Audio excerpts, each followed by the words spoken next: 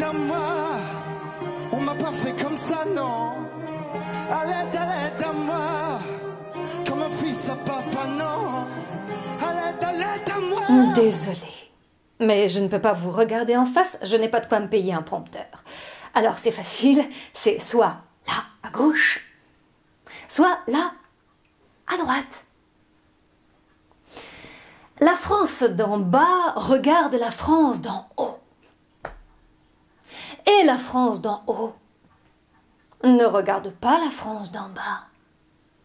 Laquelle des deux se bat pour la sauvegarde de l'autre?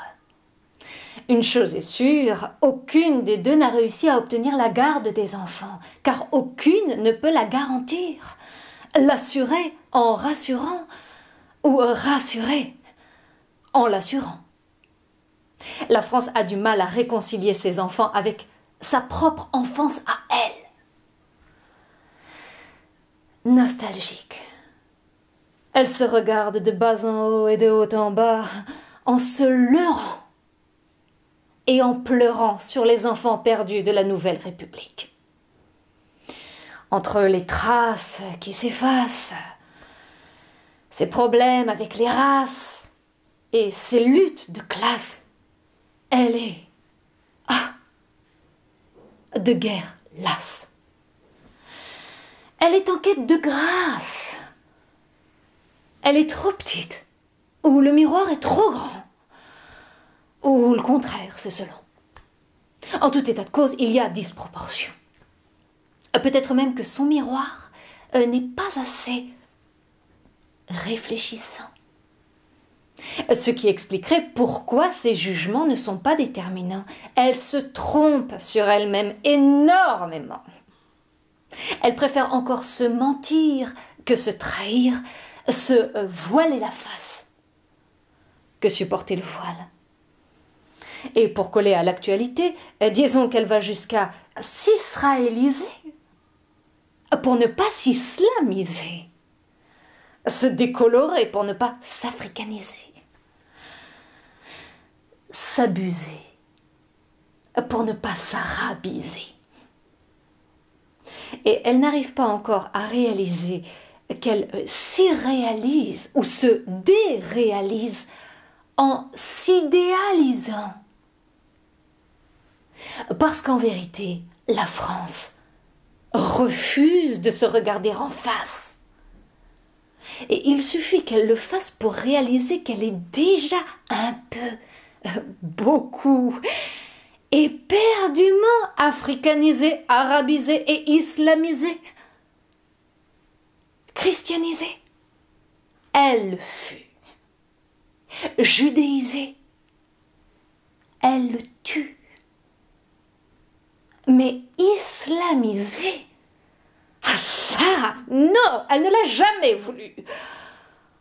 Or, elle l'est. Au présent de l'indicatif, elle l'est. Mais ne veut toujours pas se représenter l'impératif. Ce ne sont pas des communautés sans importance dont il s'agit là, mais des sensibilités qui s'agitent ici en elle, de nouvelles âmes qui l'animent et l'abîment quand elle feint d'ignorer que ces fameux quartiers font partie du pays tout entier.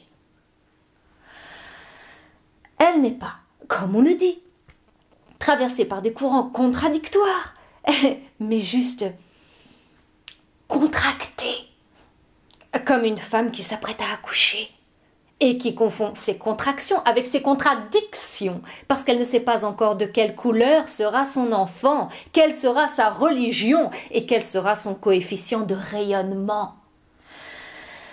Une seule certitude, il sera français de couche et non de souche. Douche écossaise pour une souffrance typiquement française. Souffrance qui a un double sens. Elle est chrétienne et laïque en même temps.